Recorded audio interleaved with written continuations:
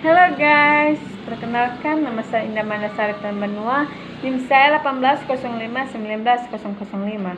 Saya semester 4. Di sini saya akan menjelaskan beberapa faktor ABK atau anak berkebutuhan khusus. Pertama-tama saya akan menjelaskan pengertian dari ABK atau anak berkebutuhan khusus. Anak berkebutuhan khusus merupakan istilah yang digunakan untuk menyebutkan anak luar biasa atau mengalami kelainan dalam konteks pendidikan. Sekarang saya akan menjelaskan beberapa faktor penyebab ABK. 1. Herediter. Herediter itu faktor genetik menurun dari orang tua ke anak. Contohnya, sepasang suami istri yang cukup bahagia dengan menunggu kelahiran anak pertamanya. Kehamilan istrinya telah memasuki minggu ke-40. Setelah anaknya lahir, betapa terkejutnya pasangan tersebut mendapatkan anak yang mengalami kelainan. Dokter menyebutnya dengan Down syndrome atau Mongolisme. Setelah mereka berkonsultasi dengan dokter ahli genetika, maka diketahui bahwa pasangan suami istri tersebut memiliki gen yang sama. Hal ini dimungkinkan masih adanya jalinan darah atau saudara dari pasangan suami istri tersebut. Adanya kesamaan gen pada pasangan suami istri memiliki risiko tinggi untuk melahirkan anak kelahiran kromosom atau disebut dengan Down syndrome atau Mongolisme. Bagi anak Down syndrome, sering kelainannya adalah kelebihan kromosom pada pasangan kromosom ke-21 yang dikenal dengan trisomi 21, di mana pada manusia terdapat 23 pasangan kromosom. Contoh tersebut memaparkan bahwa faktor penyebab yang berdasarkan keturunan atau sering dikenal genetik, yaitu kelainan kromosom. Pada kelompok faktor penyebab herediter, masih ada kelainan bawaan non-genetik, seperti kelahiran prematur dan BBLR atau berat bayi lahir rendah, yaitu berat lahir kurang dari 2.500 gram, merupakan risiko terjadinya anak berkebutuhan khusus. Sekarang saya akan menjelaskan bagian kedua, yaitu infeksi. Infeksi merupakan suatu penyebab dikarenakan adanya berbagai serangan penyakit infeksi yang dapat menyebabkan baik langsung maupun tidak langsung terjadinya kelainan seperti infeksi TORS, toxoplasma, rubella, sitomegalovirus, herpes, polio, meningitis, dan sebagainya. Contohnya, ada seorang ibu yang telah hamil. Dalam pemeriksaan dokter, ternyata ibu tersebut mengidap virus toxoplasma. Maka, oleh dokter dikatakan ibu tersebut memiliki risiko tinggi melahirkan anak berkebutuhan khusus. Dalam perjalanan kehamilan, ibu tersebut sering mengalami risiko keguguran, namun masih dapat dipertahankan. Setelah memasuki masa kelahirannya itu minggu ke-40, ternyata lahirnya bayi dengan risiko BDR. Artinya, bayi yang dilahirkan tersebut memiliki risiko menjadi anak berkebutuhan khusus karena terinfeksi virus toxo.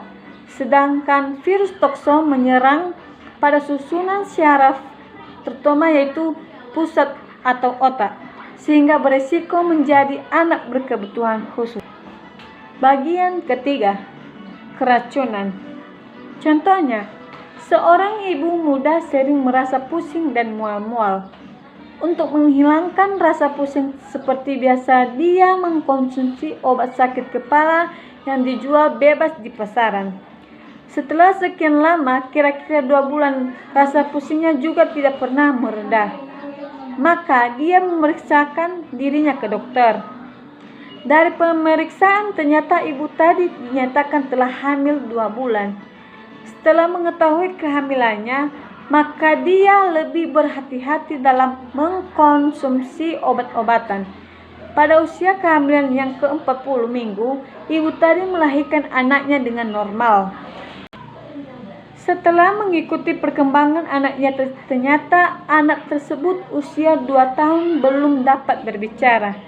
Padahal berdasarkan perkembangan anak normal, seharusnya anak tersebut sudah dapat berbicara 1-2 patah kata. Anak tersebut mengalami kelambatan bicara. Contoh tersebut merupakan gambaran salah satu penyebab lahirnya anak berkebutuhan khusus. Masih banyak jenis keracunan yang merupakan penyebab yang cukup banyak ditemukan karena seperti pola hidup masyarakat. Keracunan dapat secara langsung pada anak maupun melalui ibu hamil. Munculnya VAS, Fetal Alcohol Syndrome, adalah keracunan janin yang disebabkan ibu mengkonsumsi alkohol yang berlebihan. Kebiasaan kaum ibu mengkonsumsi obat bebas tanpa pengawasan dokter merupakan potensi keracunan pada janin. Jenis makanan yang dikonsumsi bayi yang banyak mengandung zat-zat berbahaya merupakan salah satu penyebab.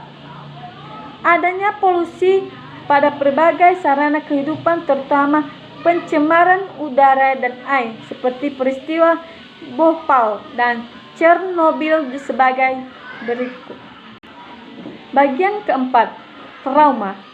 Kejadian yang tak terduga dan menimpa langsung pada anak, seperti proses kelahiran yang sulit sehingga memerlukan pertolongan yang mengandung risiko tinggi, atau kejadian saat kelahiran saluran pernafasan anak tersumbat sehingga menimbulkan kekurangan oksigen pada otak atau asfiksia.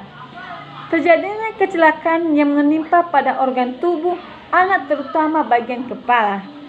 Bencana alam seperti gempa bumi sering menyebabkan kejadian trauma. Ada seorang anak usia 4 tahun mengalami peristiwa gempa bumi yang menguncang daerah Yogyakarta tahun 2006. Anak tersebut mengalami fraktur pada tulang belakang yang akhirnya menyebabkan anak tersebut mengalami kelumpuhan pada kedua kakinya secara permanen.